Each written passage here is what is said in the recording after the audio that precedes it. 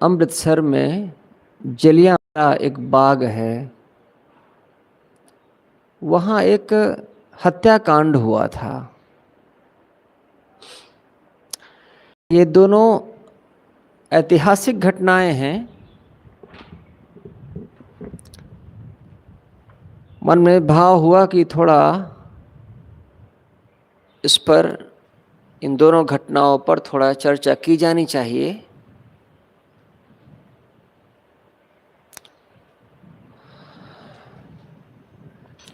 पहले जलियांवाला बाग हत्याकांड।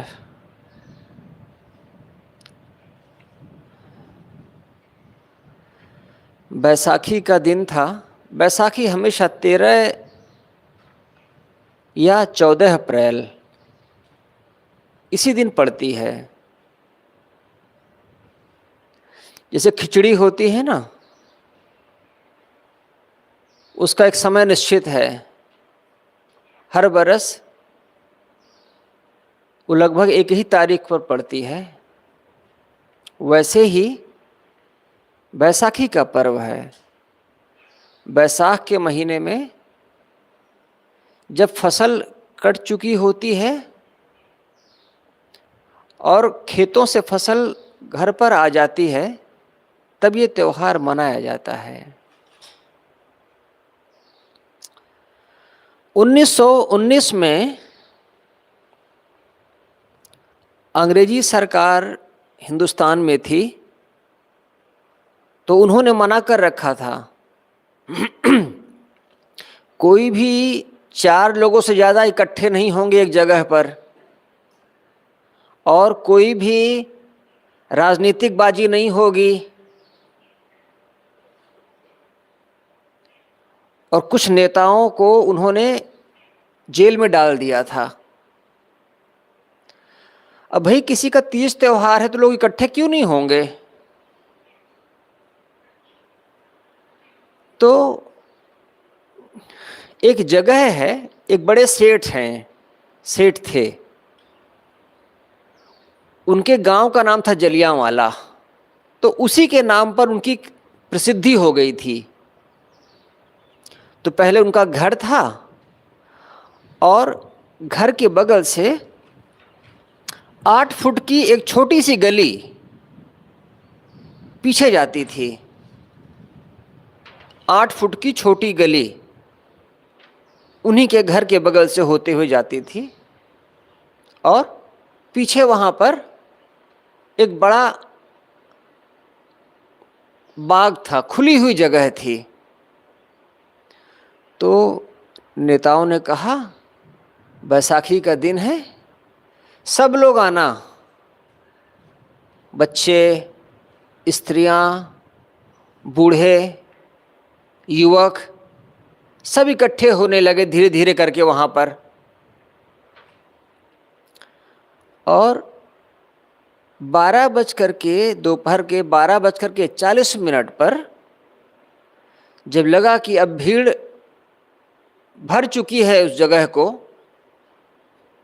बच्चे भी आए हैं, बूढ़ी माताएं भी आई हैं, आखिर बैसाखी का त्यौहार है, सब त्यौहार मनाते हैं।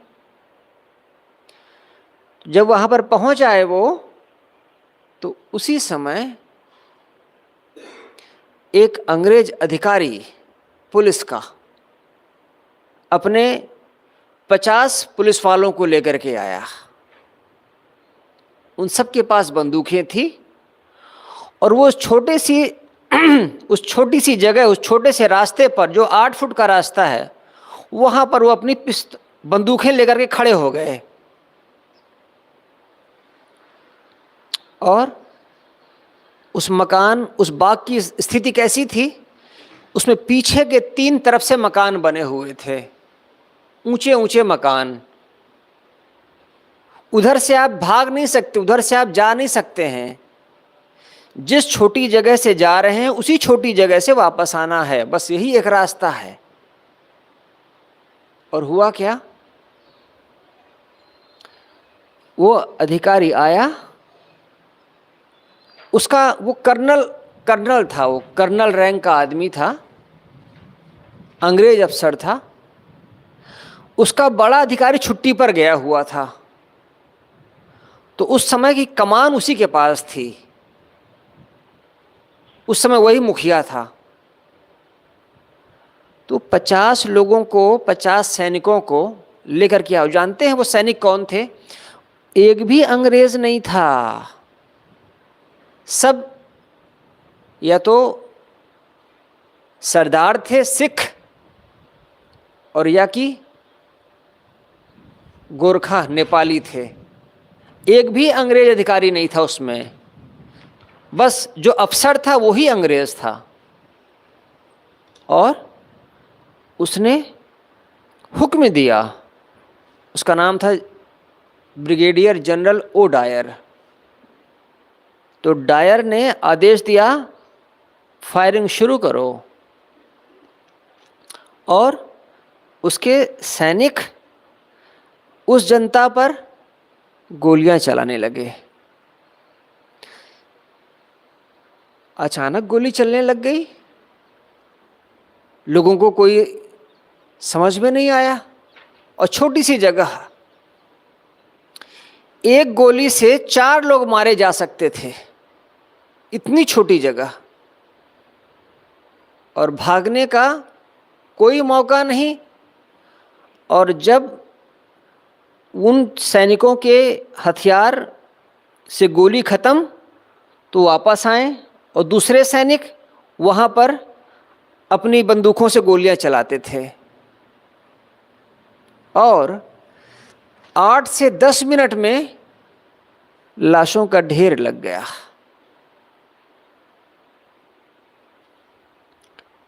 छोटे बच्चे थे जो कि बेचारे गुब्बारा खरीदने और त्योहार मनाने के लिए जबरदस्ती चले आए थे अपने बाबा दादी के साथ। बहुएं आई थी अपने बच्चों के साथ उन्हें लेकर के, और 8 से 10 मिनट में नरक मचा दिया उन्होंने। वो न दाएं भाग सकते न बाएं भाग सकते। एक कुआं है वहां पर, उस कुएं में लोग कूदने लग गए। किस तरीके से जान तो बचे। कोई घायल है उसी में कूद रहा है, वो लाशों से पट गया कुआं। बाद में सरकार ने जब गिनवाया, अखबारों में दिया, आप जानते हैं जब कोई रेल एक्सीडेंट होता है,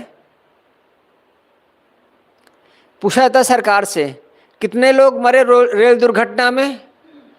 हाँ, तो 4 डिब्बे पचक गए और 10 आदमी मारे गए। 4 डिब्बे पचकेंगे तो 10 आदमी मारे जाएंगे।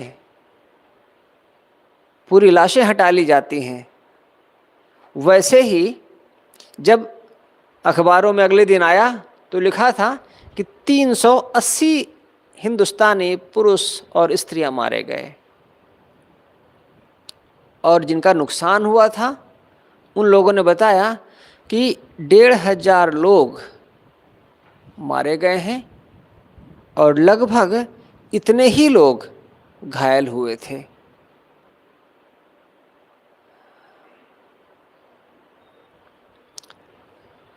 उस अंग्रेज अधिकारी को बाद में एक जांच आयोग गठित किया गया, हंटर आयोग।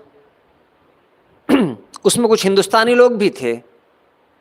उस अधिकारी को जिसने आदेश दिया था गोली चलाने का, उसको बुलाया गया।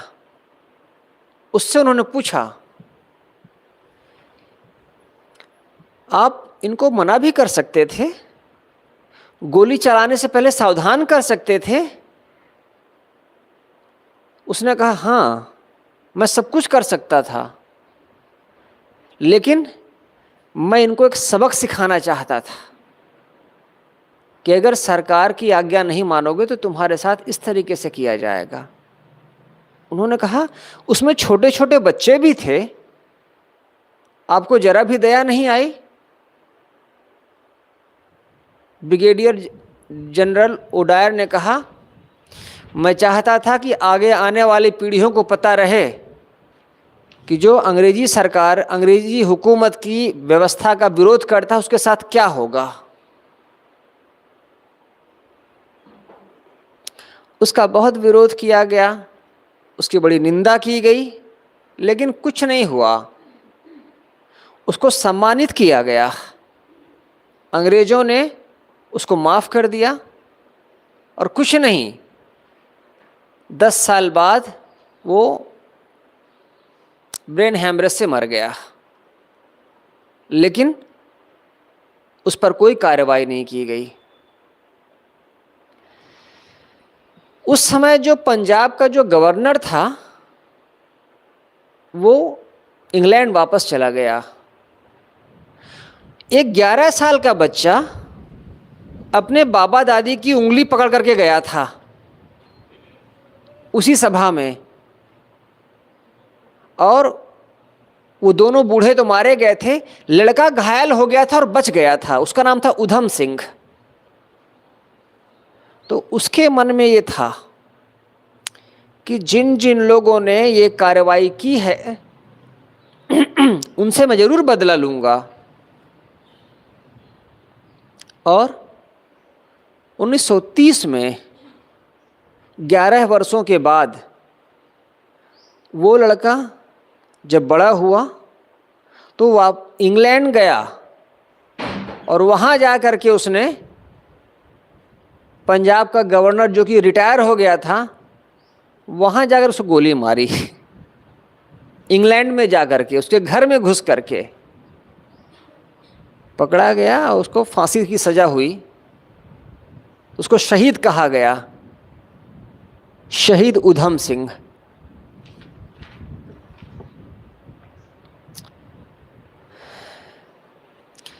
कभी किसी को अवसर हो अमृतसर जाने का तो वो जलियांवाला बाग जाए। जो स्वर्ण मंदिर है वहाँ से वो 2.5-3 किलोमीटर की दूरी पर है, ज़्यादा नहीं।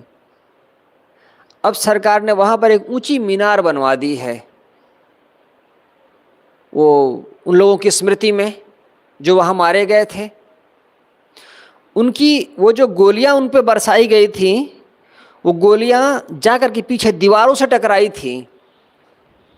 उन दीवारों पर आज भी उन गोलियों के निशान सुरक्षित रखे गए हैं।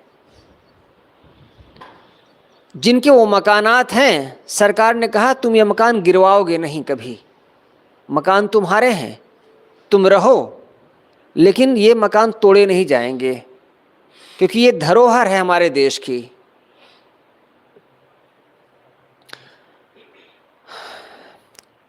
जब वहाँ जाने का मौका मिला तो देखा अब वो सारी चीज़ें सामान्य हो गई हैं। लोग आ रहे हैं, सेल्फी लेते हैं, लड़के लड़कियां हैं, बैठे हुए हैं, कुछ लोग धूप सेकने वाले आए हुए हैं, आराम से बैठे हैं, बतिया रहे हैं। वो जो चीज़ थी वो चली गई। अब बस उसकी याद पुराने लोगों को रह गई, नए लोग तो भूल ही गए हैं। शहीदों की चिताओं पर लगेंगे हर बरस मेले, वतन पे मरने वालों का यही बाकी निशान होगा। किसी ने लिखा है इस गीत को। शहीद लोग जहाँ मरेंगे, जहाँ उनकी चिताएं जलाई जाएंगी, वहाँ पर हर बरस मेले लगेंगे, और यही हमारी उनके प्रति श्रद्धांजलि होगी। कौन जाता है, कहाँ मेला लगता है, किसको याद रहता है, ये बस भावुकता की बातें हैं। लेकिन जब ये घटना घटी 1919 में, बैसाखी की रोज़, उसके बाद से हिंदुस्तानियों को लगने लगा था कि हम अपने ही घर में, अपने ही मोहल्ले में, अपनी ही मिट्टी में उठने बैठने के लिए स्वतंत्र नहीं हैं। तब पहली बार उनको लगा कि हाँ, हम सच में गरीब हैं, हम सच में गुलाम हैं। और तब फिर जो है अंग्रेज़ों को भगाने के लिए, हटाने के लिए आंदोलनों की शुरुआत हुई थी। तो ये वही ऐतिहासिक घटना है। इसके बाद से गांधी जी ने भारतीय राजनीति में प्रवेश किया था और तब फिर उन्होंने आंदोलन पर आंदोलन चलाए थे। तो ये वही प्रारंभिक घटना है जिसको बोलते हैं बैसाखी के दिन अमृतसर में ये जलियांवाला बाग हत्याकांड हुआ था। ये कल के दिन की घटना है।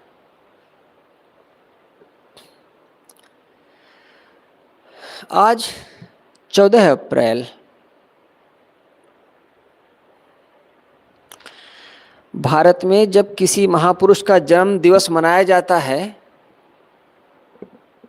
और लोग भी इकट्ठे हो जाते हैं थोड़े, तो आमतौर पर ये समझा जाता है कि उन्हीं की जाति वाले होंगे, उन्हीं के लोग होंगे। बनारस में एक बार मुंशी प्रेमचंद का जन्म दिवस जयंती मनाई जा रही थी, तो अखबार वालों ने पूछा, क्या आप लोग साहित्य प्रेमी हैं, मुंशी प्रेमचंद के साहित्य पढ़ने वाले हैं? उन्होंने कहा, साहित्यकार क्या हैं, हम लोग कायस्थ हैं। मुंशी जी हमारी जाति के थे, तो हमको लगा कि भाई इतना बड़ा साहित्यकार कायस्थों में हुआ है तो हम कायस्थ लोग इकट्ठे हो गए हैं। तो जब कोई किसी महापुरुष की जयंती मनाई जाती है तो लोगों को लगता है कि उन्हीं के जात वाले होंगे, तो इसलिए बैठे हुए हैं, आ गए हैं, इकट्ठे हो गए हैं। आज जिन्हें दलित कहा जाता है, अस्पृश्य कहा जाता है, वो लोग अंबेडकर की जयंती मनाते हैं। उनके घरों में जाएंगे तो अंबेडकर के फोटो मिलेंगे, और जो एकदम पिछड़ी जगह है, गांव है, देहात है, जहां उनकी बस्तियां हैं, वहां पर चौराहे में ही एक मूर्ति मिलेगी आपको, नीले सूट में, एक हाथ में एक पोथी लिया हुआ है जिस पे भारतीय संविधान लिखा है, और उस आदमी का एक हाथ, उसकी उंगली आकाश की ओर इशारा करती हुई, और चश्मा लगाए, वो उस आदमी की मूर्ति आपको जहाँ जहाँ मिलेगी आप समझ जाइए कि ये आदमी डॉक्टर भीमराव अंबेडकर हैं। अभी मैं एक गांव में था,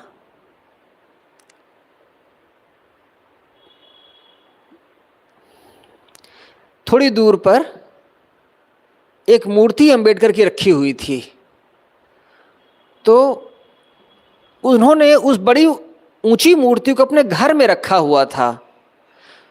तो एक दिन रास्ता चलते हुए मैंने पूछा, इस मूर्ति को घर पर रखे हुए हो, इसको तो किसी चौराहे पर लगाना चाहिए। तो उस बूढ़े ने कहा, ये मेरे बेटे ने बनाया है और हम इसको गांव में लगाना चाहते हैं चौराहे पर, लेकिन जो गांव के लोग हैं उसको लगाने नहीं दे रहे हैं।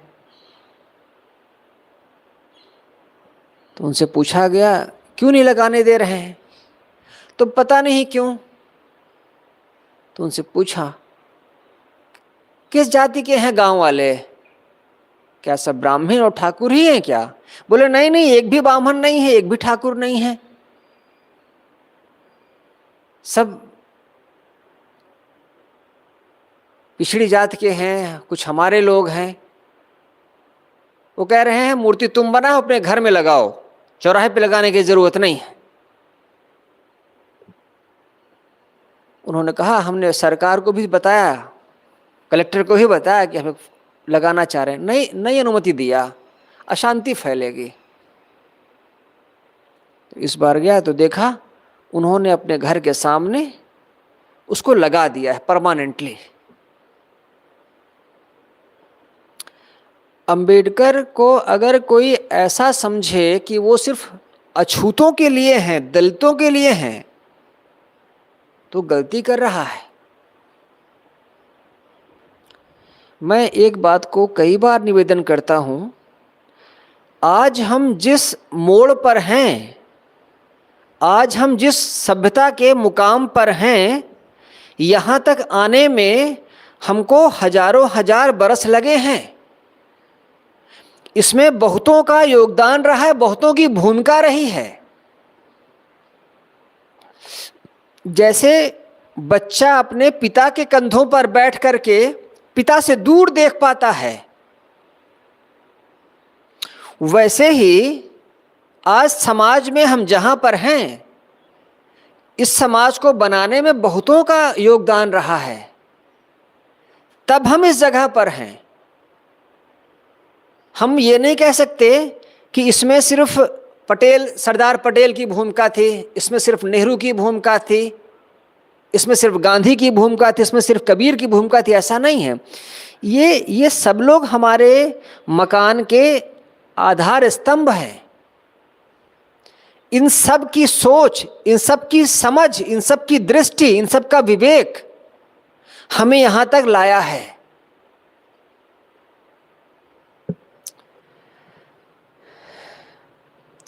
और अब एक चीज देखिएगा, अब गांधी जयंती इतने उत्साह से नहीं मनाई जाती है जितने उत्साह से अंबेडकर जयंती मनाई जानी शुरू हो गई है। गांधी जयंती तो बहुत मना चुके हैं, इतने वर्षों से मना रहे हैं। एक विद्यालय के प्रिंसिपल मिले, उन्होंने कहा कि हम अंबेडकर जयंती मनाते हैं 14 अप्रैल को, आप आइए। तो मैंने कहा ठीक है, पर मैंने कहा गांधी जयंती भी तो मनाते होंगे, उसमें भी आ सकता हूँ। उन्होंने कहा हाँ गांधी जयंती ठीक है, लेकिन अंबेडकर जयंती पर हमारा ज़्यादा जोर रहता है। वो दलित नहीं थे, वो शूद्र नहीं थे, हर का एक अपना समय होता है। अंबेडकर पर धनंजय कीर ने एक पुस्तक लिखी है, प्रामाणिक जीवनी है उनकी। उसमें एक छोटी सी घटना का जिक्र किया गया है।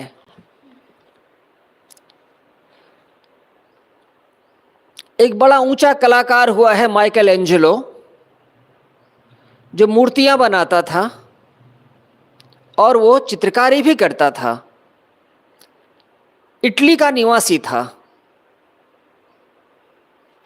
माइकल एंजेलो की बनाई हुई मूर्तियां अभी भी वहां सुरक्षित हैं। उसके जैसा ऊंचा कलाकार और कोई नहीं हो पाया। तो उस छोटी सी घटना को यहां पर लिखा गया है। माइकल एंजेलो से उसके मित्रों ने एक दिन पूछा, एक बात बताओ, तुम आधी आधी रात तक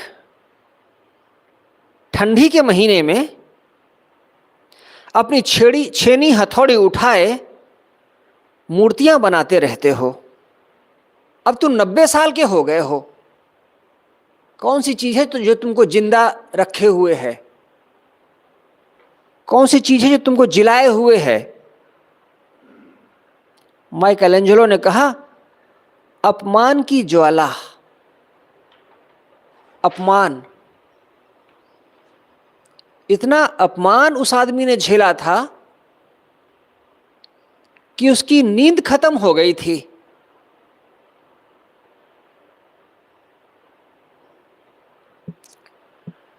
रोम में गिरजाघर है, उसकी छत पर, सीलिंग पर उसने ईसा मसीह के चित्र बनाए थे माइकल एंजेलो ने। तो आप सीलिंग पर जब चित्र बनाएंगे तो गर्दन आपकी ऐसे ऊंची हो जाएगी। और 6 साल उसने काम किया था, 6 साल। तो उसकी गर्दन फिर बाद में नीचे नहीं होती थी।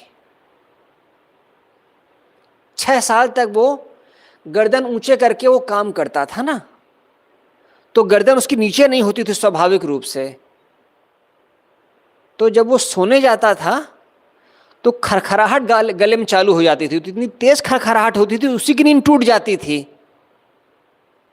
तो काम ही करता था, जितना मजबूरी में सोना होता उतना ही सोता था। और उसकी तुलना किसी दूसरे से कर दी जाती तो चिढ़ जाता था, क्योंकि वो कहीं शिक्षित नहीं था, खुद ही उसने सीखा था मूर्ति बनाना अपनी मेहनत से। तो उसने कहा ये जो मेरा अपमान हुआ है समाज में, इसके नाते मेरी नींद चली गई है, मेरा सुख और चैन चला गया, मैं बस सिर्फ काम ही करता हूं। डॉक्टर अंबेडकर चाहते तो बहुत सुख से जी सकते थे। आप समाज में रहते हैं और आपने कई बार देखा होगा, जब कोई आदमी गरीब जगह से निकल करके किसी नौकरी में आता है तो नौकरी पाने के बाद वो अपने घर परिवार से, अपनी मिट्टी से दूर हो जाता है और वो एक नई जगह शादी कर लेता है, और अब जो तनख्वाह मिलती है, जो पैसा मिलता है, उससे अपनी पत्नी, अपने बच्चों और अपने मित्रों, बस इनके बारे में सोचता है। जिस जगह से वो निकल करके आया है, जहां वो पला बढ़ा है, जिस समाज ने उसका पालन पोषण किया है, वहां से अपना नाता तोड़ लेता है और एक नई दुनिया में रम जाता है। अब वो पहले के अपमान, पहले की परेशानियां, वहां वो अपने बच्चों को भी नहीं भेजता है।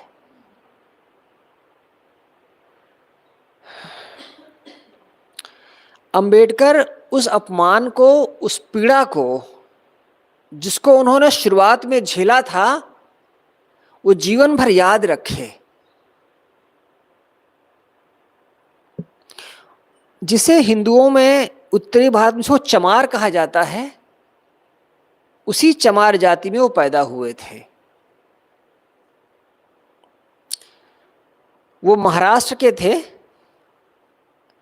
और उनके पितामह सेना में थे और उनके पिता भी सेना में थे। और जब उनका जन्म हुआ तब वो मध्य प्रदेश में पोस्टिंग पर थे, तब वहीं उनको ये भीमराव अंबेडकर बच्चा पैदा हुआ। और जहां जहां पिता का ट्रांसफर होता गया, वहां वहां अंबेडकर जाते गए अपने पिता के साथ। अछूतों को तब तो पढ़ाना और पढ़ना कोई सोच नहीं सकता था, लेकिन चूंकि उनके पिता सेना में थे तो बच्चा जो है अपने बाप के साथ जाता था। तो जो स्कूल हुआ करते हैं सेना के, उन्हीं स्कूलों में पढ़ता था। फिर पिता का रिटायरमेंट हो गया तो अपने गांव चले गए। जब गांव गए तब असली बात समझ में आई। अभी तक तो बच्चा बाहर पढ़ लेता था अंग्रेजों के स्कूलों में, और अब जब गांव में बच्चे को पढ़ने के लिए स्कूलों में नाम लिखवाया, तब उस बच्चे को अलग एक दरी ले जानी पड़ती थी जहां वो अकेले कोने में बैठता था। और जो बच्चों का पानी पीने के लिए जो मटकी रखी रहती थी, उससे वो अपने आप नहीं छू सकता था, और अगर छू लिया तो मास्टर की मार सहनी पड़ेगी। और वो अलग ही बैठता था। कोई दूसरा अछूत बच्चा उस विद्यालय में नहीं जाता था। चूंकि उसके पिता सेना में थे तो वो चाहते थे कि उनका बच्चा पढ़े, तो वो जाता था। तो अपमान सहता था। अध्यापक भी उसको नहीं छूता था, दूर से ही बता देता था, समझा देता था, क्योंकि अंग्रेजों के यहाँ नियम हो गया था कि कोई भी बच्चा पढ़ना चाहे उसको पढ़ाया जाए। लेकिन धर्म भ्रष्ट हो जाएगा बच्चों का, इसलिए दूसरे बच्चों को अलग रखा जाता था। यहां से उस बच्चे का मानसिक विकास शुरू हुआ। जब उसको पहली बार समझ में आया कि अगर मुझे कोई दूसरा छू लेगा तो उसका धर्म ही खराब हो जाएगा।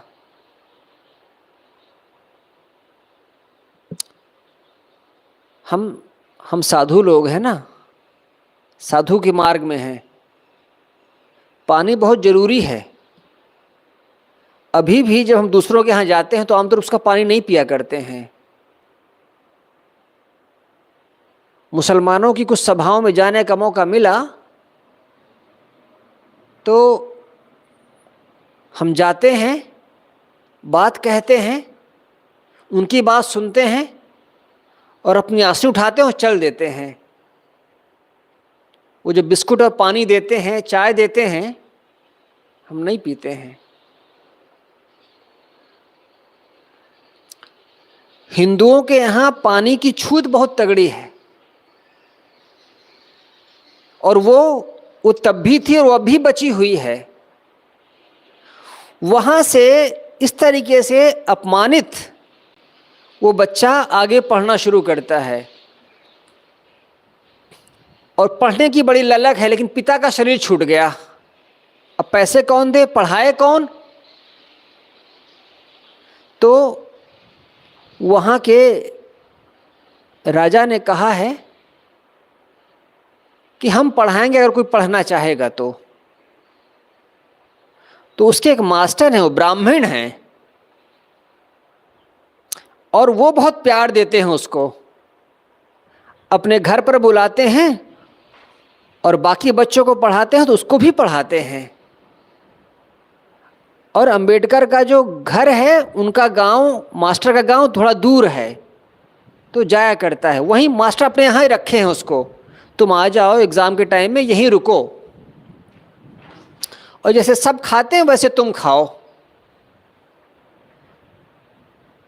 ब्राह्मण मास्टर हैं लेकिन वो बच्चे को प्यार देते हैं, तो बच्चे के मन में उनके प्रति बड़ा अनुराग है कि जहाँ सब मुझे दुत्कारते हैं वहाँ ये अध्यापक मुझे इतना प्रेम देते हैं। तो उस बच्चे ने अपने नाम में, देखिए, अपने पिता का, अपनी जात नहीं जोड़ी। उनके पिता सकपाल लिखते थे, सकपाल, भीमराव सकपाल, रामजी सकपाल। उसने सकपाल हटा दिया और वो मास्टर जिस गांव का था, अंबावाड़े का, उन्हीं के नाम पर अपना नाम उसने अंबेडकर रख लिया।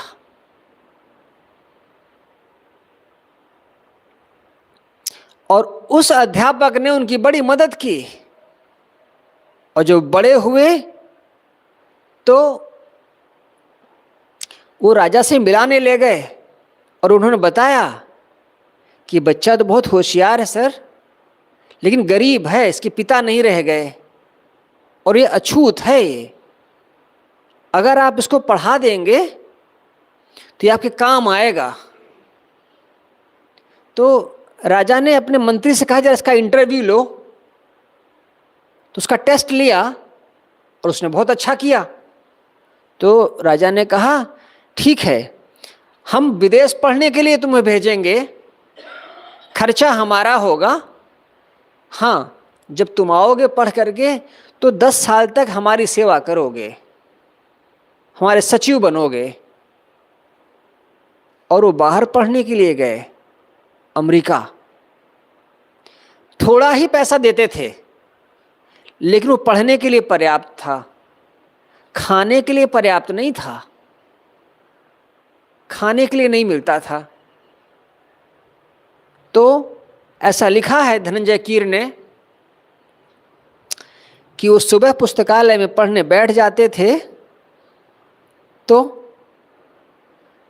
खाली पेट कब तक पढ़ेंगे, तो दोपहर में मुरझा जाते थे, तो उसी मेज पर सिर रख करके वो सो जाते थे। तो जो मुखिया था वो देखता था, उसने कहा लोग यहाँ पढ़ने आते हैं कि सोने आते हैं? तो उस युवक ने कहा हाँ, यहाँ मैं पढ़ने ही आता हूँ, लेकिन मारे भूख के पढ़ा नहीं जाता है, और अगर अभी मैं खा लूंगा तो फिर रात को क्या खाऊंगा?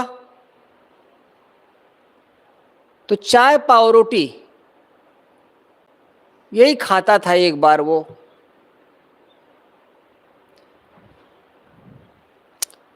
तो वहां का जो मुखिया था उसने कहा अच्छा ठीक है, दोपहर का खाना हम साथ साथ खाया करेंगे, तुम मेरे साथ आया करो, दोपहर का खाना तुम हमारे साथ खाया करो, तो कम से कम 24 घंटे में एक बार तुम खा तो सकोगे ठीक से।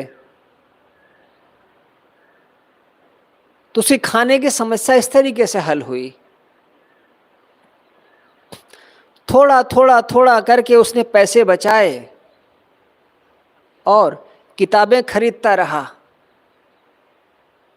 और पहले के ज़माने में प्लेन तो हुआ नहीं करते थे, हवाई जहाज़, पानी के जहाज़ से लोग यात्रा करते थे। महीना भर जाने में लगता था, 40 दिन, 35 दिन, 2 महीना, धीरे धीरे करके जहाज़ बढ़ता था। थोड़ा थोड़ा करके उसने पैसे इकट्ठे करके करीब 10 बॉक्स, 10 संदूकों में किताबें इकट्ठी कर ली थीं। वही उसका खजाना था, और वो उसने हिंदुस्तान भेजा अपने घर। मैं वापस जाऊंगा तो उनको पढ़ूंगा। वो जहाज डूब गया बीच पानी में। कुछ लोगों के परिवार के लोग डूब गए। उसको पता चला, उसने कहा अरे मेरी किताबें डूब गई, अपना पेट काट करके तो मैंने वो किताबें बचाई थी, खरीदी थी, कुछ नहीं, थोड़ा सा मुआवजा मिल गया उसको, उसके बदले में बस। अंबेडकर ने बार बार जीवन में कहा, उनके पास उस समय जब वो मिनिस्टर हो गए, नेता हो गए, तो दिल्ली की सबसे बड़ी प्राइवेट लाइब्रेरी, पुस्तकालय उन्हीं के पास थी। तो उनसे जब लोग पूछते और कहते इतनी बड़ी लाइब्रेरी है आपकी, वो कहते थे हाँ, लेकिन इसमें 5000 किताबें नहीं हैं। तो कौन सी 5000 किताबें? वो किताबें जो मैंने पढ़ाई के दौरान अपना पेट काट करके खरीदी थी, वो किताबें नहीं आ पाई।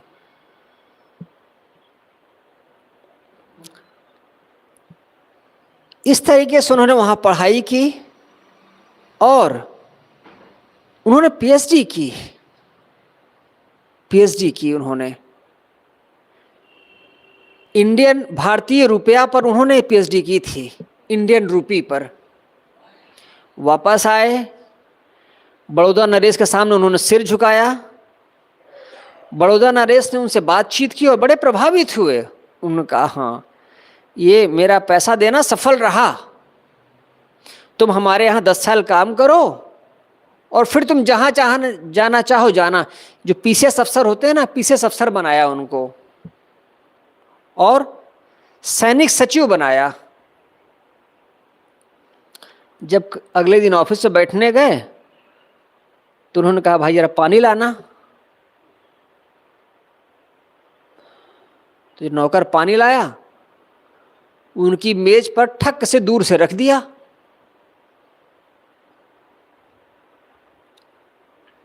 जैसे कोई खाने बैठा हो, कहे रोटी लाओ, और रोटी देने वाला दूर से रोटी फेंक दे, तो उसकी तो भूख खत्म हो जाएगी।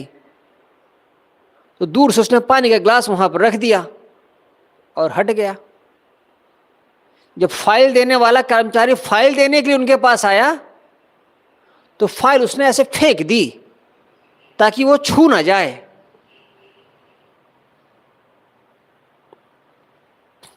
उनको बड़ा अपमान महसूस हुआ। ये लोग जो मुझे सैल्यूट करते हैं, सलाम करते हैं, इतना ध्यान रखते हैं कि छू ना जाऊं।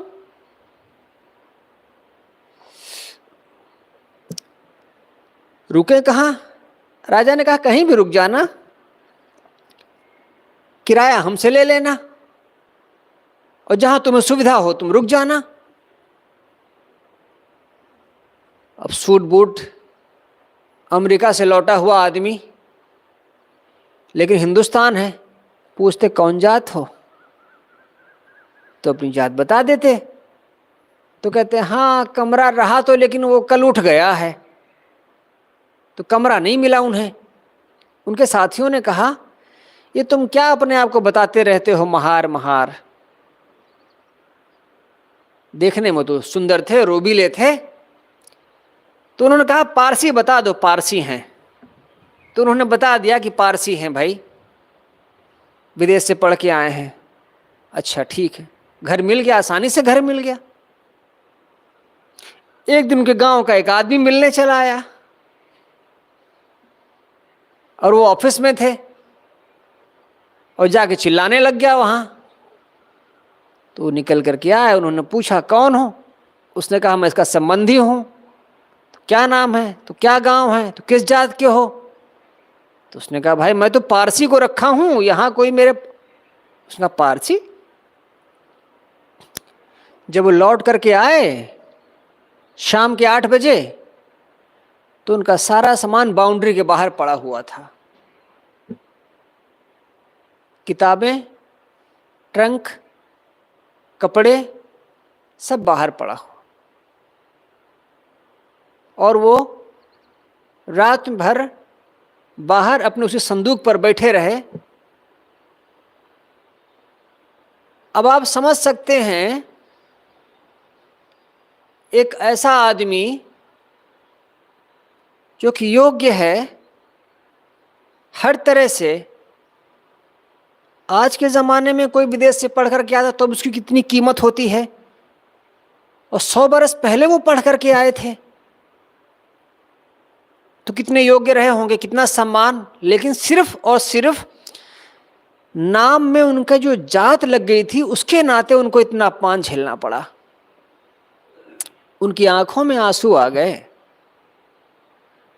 वो अपने किसी दोस्त के यहां नहीं गए, वो रात भर वहीं बैठे रहे, खून का घूंट पिया और उन्होंने कहा हिंदू में जन्मा हूं और मुझे हिंदू लोग हिंदू नहीं मानते हैं, अपना नहीं मानते हैं, तो मैं हिंदू क्यों रहूंगा? क्या मिलता है मुझे हिंदू होने से?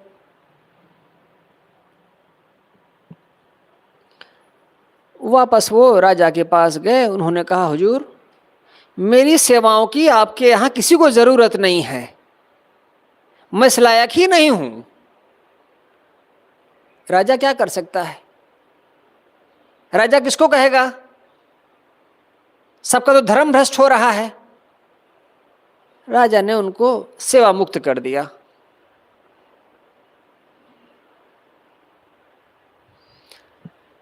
तब उन्होंने दूसरे राजा, कोल्हापुर के राजा से कहा हुजूर मैं फिर से पढ़ने के लिए बाहर जाना चाहता हूं, फिर से पढ़ने के लिए बाहर जाना चाहता हूं। कोल्हापुर नरेश ने उनको कहा ठीक है, जो खर्चा होगा हम देंगे, आप जाएं। और वो दोबारा पढ़ने गए। तब उन्होंने इंग्लैंड में पढ़ाई की। इतना सब सह करके, पढ़ करके एक आदमी हिंदुस्तान आता है और यहां पर फिर वही चीजें। अंबेडकर का जानते हैं महत्व क्या है? एक ऐसा दौर जिसमें सब के सब स्वतंत्रता के लिए लगे हुए थे, आजादी के लिए लगे हुए थे। तो अंबेडकर ने कहा अगर हम आजाद हो भी जाते हैं तो हम तो अछूत के अछूत ही बने रहेंगे, हमें तो अपने यहां घुसने नहीं देंगे। तो आजादी हमारे लिए कहां रही? ये तो थोड़े से बनिया, थोड़े से बामहन, थोड़े से ठाकुर, बस इन्हीं के लिए रही, हमारे लिए क्या रहा? तो उन्होंने, चूंकि उनको तो किसी ने सहारा नहीं दिया, उनको अंग्रेजों ने सहारा दिया और अंग्रेजों से उनका सीधा संपर्क रहा। और इस तरीके से अंबेडकर ने अछूतों की जो दशा है इस देश में धर्म के द्वारा, उसको उन्होंने लोगों के सामने रखना शुरू किया। तो यहाँ लोगों को कुलबुलाहट होने लगी, उनके पेट में दर्द होने लग गया। उनको बुलाया गया, उनसे कहा गया देखो भाई, हम लोग आज़ादी के लिए लगे हुए हैं, तुम ये बीच में कहाँ अछूतों के चक्कर में पड़ रहे हो? जब हम आज़ाद हो जाएंगे तब बैठ करके बात कर लेंगे, तब हम नियम बना लेंगे। उन्होंने कहा नहीं,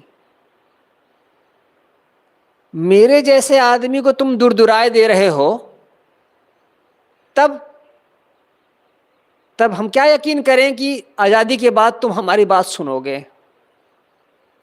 और तब वो अछूतों के उद्धार में लग गए। तो गांधी जी को लगा कि हमको भी कुछ करना चाहिए।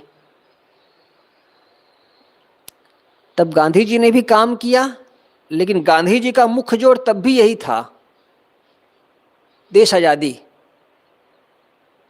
और गांधी जी ने एक यात्रा किया था, हरिजन यात्रा, 1930 में। हरिजनों की बस्तियों में, अछूतों की बस्तियों में वो जाते थे, रहते थे, कई कई दिन बिताते थे, ताकि अछूतों को ये ना लगे कि हम अछूत हैं। उन्होंने एक अखबार निकाला, उसका नाम था हरिजन। उसमें छुआछूत की समस्या हल किया। तो अंबेडकर के आने से अछूत आंदोलन पर काम होने लगा।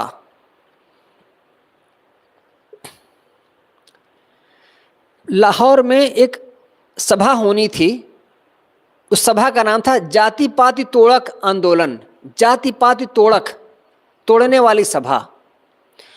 और कहा कि अंबेडकर को बुलाया जाए, उनसे भाषण कराया जाए। ठीक है, अंबेडकर के पास एक आदमी आया, उन्होंने कहा ठीक है मैं आऊँगा लाहौर। सभा का दिन निश्चित हो गया। अंबेडकर ने एक लेख लिखा, अपना भाषण, और उस भाषण को उन्होंने भेजा वहां, उस लाहौर की सभा में जहां उनको उसको पढ़ना था। उसमें उन्होंने उपनिषद तो छोड़ दो, लेकिन स्मृतियां, वेद और पुराण, और उसमें जो छुआछूत की बात है उसका बड़ा कटु खंडन किया था। तो उन लोगों ने कहा ये सब चीज़ें हटा दीजिए, ये जो आपने हमारे धर्म शास्त्रों पर उंगली उठाई है, राम पर, कृष्ण पर, तुलसीदास की रामचरितमानस पर, इसको हटा दीजिए, ये अच्छा नहीं है। अंबेडकर ने कहा जड़ तो यही है, ये जो धर्म के ग्रंथों में छुआछूत रखा गया है यही तो जड़ है, इसको मैं कैसे भाषण से हटा दूं? तो उन लोगों ने कहा थोड़ा सा रियायत कर दीजिए, हमारे सुनने वाले ऐसे भी लोग हैं। अंबेडकर ने कहा एक शब्द भी नहीं बदलूंगा, अगर मुझको बुलाते हो तो मैं यही बोलूंगा जो मैंने लिखा है। तो उन लोगों ने वो अपना कार्यक्रम ही स्थगित कर दिया। उन्होंने कहा जब कार्यक्रम करेंगे तब आपको बताएंगे, सूचना देंगे। ये जो दोगलापन था, इसने अंबेडकर को जीवन भर त्रस्त किया।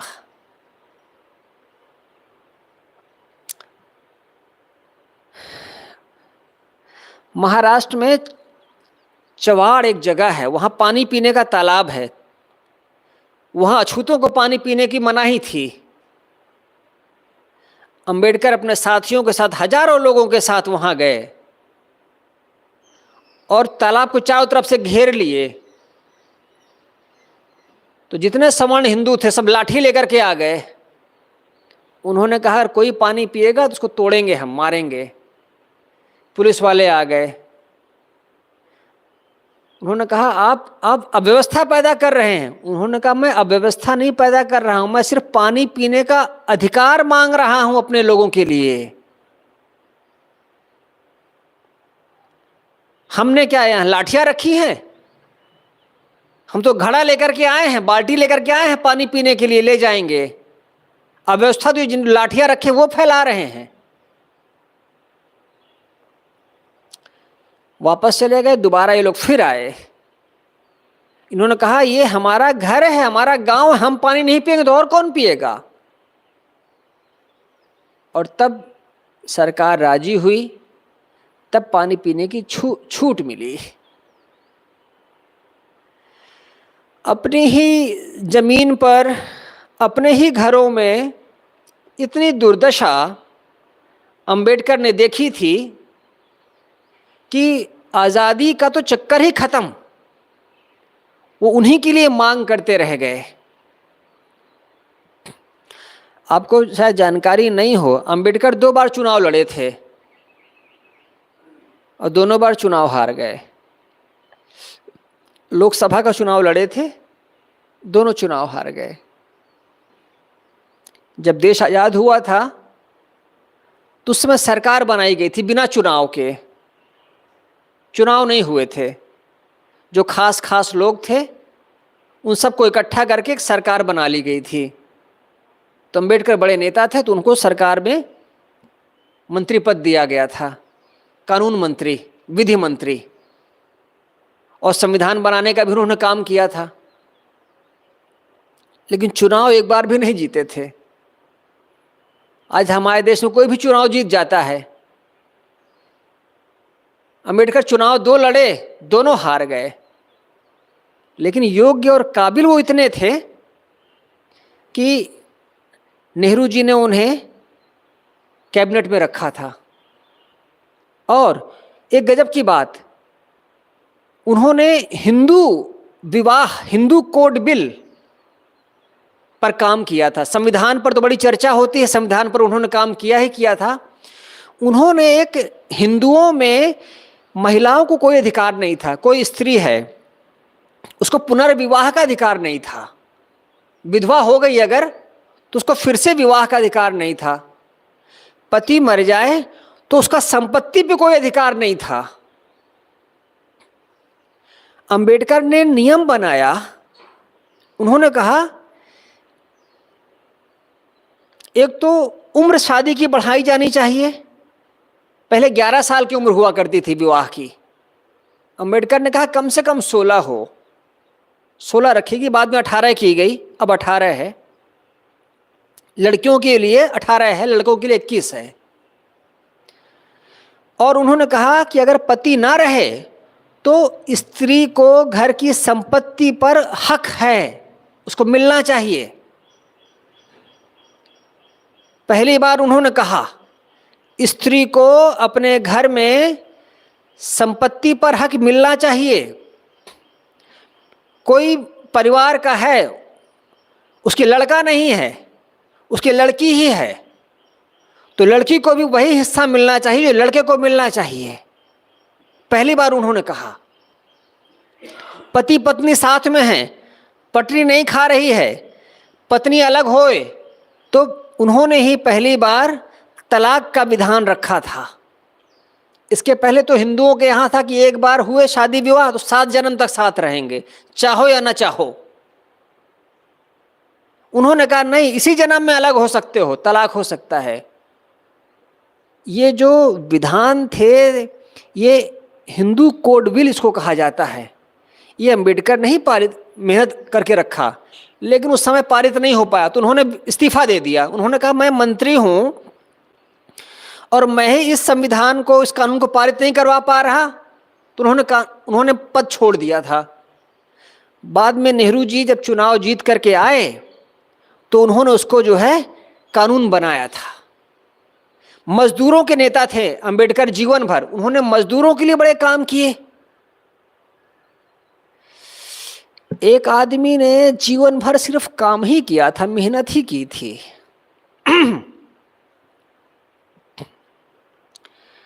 उन्होंने कहा मैं हिंदू के घर में जन्मा हूं, ये मेरी मजबूरी थी, लेकिन हिंदुओं ने मुझे इतना प्रताड़ित किया है कि मैं हिंदू रह करके नहीं मरूंगा, भले कुछ भी हो जाऊं। तो बहुत से धर्मों को पढ़ते थे, ईसाईयत पढ़ते थे, मुसलमान पढ़ते थे, सिखिज़्म पढ़ते थे, बौद्ध पढ़ते थे, इन सारी चीजों को पढ़ते रहते थे, इनके लोगों को बुलाते रहते, उनसे बात करते रहते थे। कभी उनको लगा कि मैं सिख हो जाऊं, क्योंकि सिखों में जो है बड़ा समता का व्यवहार है, लेकिन फिर सिखों से वो हटे। कभी उन्हें लगा मुसलमान हो जाऊं, लेकिन मुसलमानों की बड़ी दुर्दशा है। अंत में वो बुद्ध के विचार उनको बड़े प्रभावित किए, तो बौद्ध हो गए थे। महाराष्ट्र में नागपुर में जाकर के उन्होंने बौद्ध धर्म स्वीकारा था, और उनके साथ लगभग 10 लाख लोगों ने बौद्ध धर्म स्वीकारा था। मैं एक बात समझा करता हूं कि हिंदुस्तान में अगर किसी को रहना है तो वो हिंदुओं का विरोध करके नहीं रह सकता है, क्योंकि इस देश में 90% हिंदू हैं। और अगर आप हिंदू हैं और कोई योग्यता नहीं है, आप हिंदू हैं, तो आप बचे रहेंगे। मुसलमान इस देश में सुरक्षित नहीं हैं, ईसाई सुरक्षित नहीं हैं, लेकिन हिंदू सुरक्षित हैं। क्यों? क्योंकि हिंदुओं की यहां पर भारी संख्या है। इसलिए अंबेडकर ने हिंदू धर्म को छोड़ दिया, वो बौद्ध हो गए, और बौद्ध इस देश में है ही नहीं।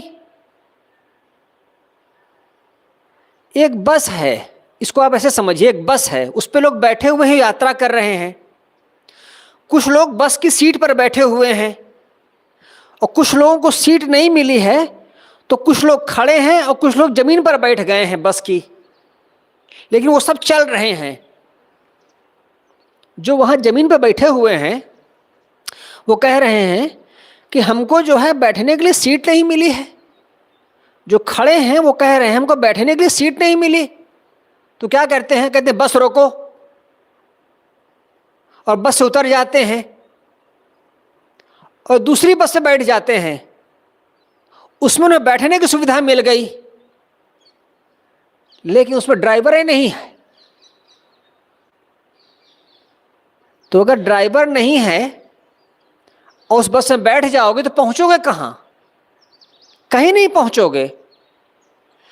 पहली वाली बस में भले खड़े थे, भले जमीन पर बैठे थे, लेकिन चल तो रहे थे, क्योंकि उसमें ड्राइवर है। इसलिए अंबेडकर ने हिंदू धर्म को छोड़ दिया, वो बौद्ध हो गए, और हिंदुस्तान में बौद्धों का तो कोई है नहीं, इनका कोई नेता नहीं है।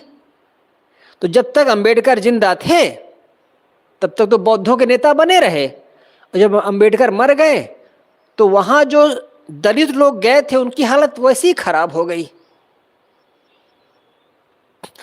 जो लोग मुसलमान हुए और हिंदुओं में दलित थे, वो मुसलमानों में जाकर के दलित मुसलमान कहलाए।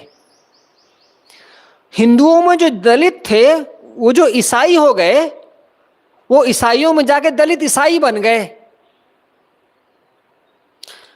हिंदुओं में जो दलित थे वो जो बौद्ध हुए, दलित बौद्ध कहलाए। तो वो दलित तो सब जगह रह गए, उनकी हालत और खराब हो गई। तो अंबेडकर का ये जो एक्सपेरिमेंट था, ये जो प्रयोग था, ये जीवन के अंत में उन्होंने किया और ये असफल रहा। लेकिन जो उन्होंने सामाजिक चेतना जगाई, जो हिंदू समाज को जो उन्होंने थप्पड़ मारा, थप्पड़ कहना चाहिए, उससे पहली बार उनकी नींद टूटी हिंदुओं की। और उनके इन सब कामों के लिए अंबेडकर को भारत रत्न दिया गया मरने के बहुत वर्षों के बाद। अभी मोदी सरकार ने कर्पूरी ठाकुर को भारत रत्न दिया। कर्पूरी ठाकुर बिहार के मुख्यमंत्री बने हैं 2 बार, जात के नाऊ थे। नरसिम्हा राव को उन्होंने दिया। ये देश जो प्रगति कर रहा है उसमें नरसिम्हा राव का बहुत बड़ा योगदान है। 2 आदमियों को, नरसिम्हा राव और डॉक्टर मनमोहन सिंह। मनमोहन सिंह को इसलिए नहीं दे रहे हैं भारत रत्न क्योंकि अभी जिंदा हैं। जिस दिन मरे निश्चित है उनको भारत रत्न मिलेगा ही मिलेगा, क्योंकि उनकी जैसी योग्यता का आदमी इस देश में और कोई नहीं है। लेकिन जिंदा है, कांग्रेस के हैं, उनको सम्मान देंगे तो ले भाई कांग्रेस को सम्मान दिया जाए, इसलिए उनको भी नहीं दिए, लेकिन उन्होंने नरसिम्हा राव को दिया क्योंकि उनके प्रधानमंत्री थे। ऐसे ही लोगों को हम जहां जिस जगह पर हैं, इन सब के योगदान से हम यहां पर हैं। हम किसी का विरोध नहीं कर रहे हैं, हम किसी का समर्थन नहीं कर रहे हैं, लेकिन हम यहां पर हैं तो इसमें इन सब की यहां पर भूमिका रही है। आज 14 अप्रैल अंबेडकर जयंती है, और अगर वह आग उन लोगों के बीच में फिर से पनपे जिन्होंने अपमान सहा, जिन्होंने गरीबी सही, जिन्होंने जलालत सही, तो सबका जीवन, उन सबका जीवन बेहतर होगा। साहिब बंदगी साहिब। वंदन है गुरुदेव तुमको, वंदन वंदन है गुरुदेव तुमको, वंदन काल जाल के फंदा,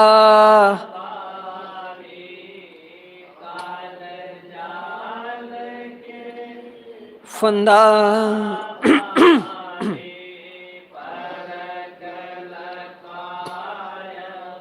भेव तुमको परख,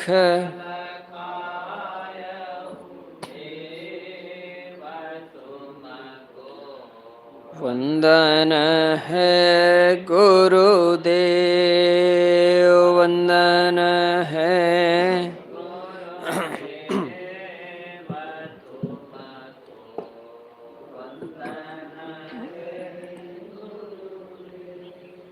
वेद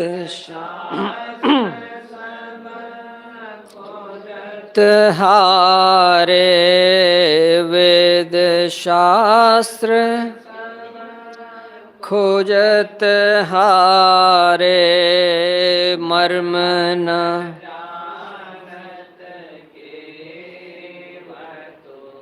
को मर्म न जानत केव तुमको, वंदन है गुरुदेव, वंदन है गुरु,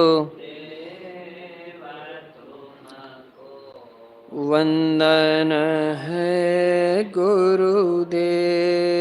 गुरु समान और को दाता, गुरु समान दाता, ताकि करिए से, ताकि करिए से,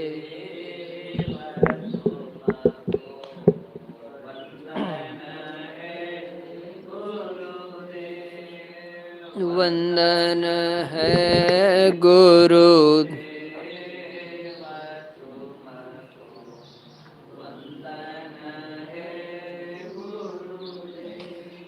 साहिब कबीर अभय,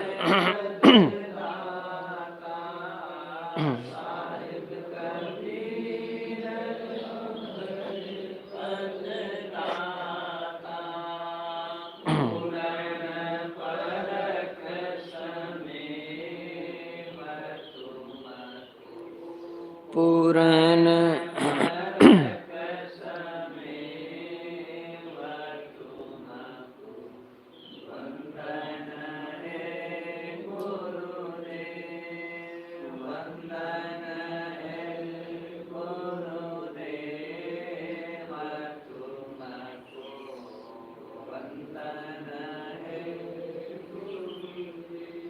साहेब बंदगी, साहेब बंदगी सा, सद्गुरुदेव की जय, संत समाज की जय।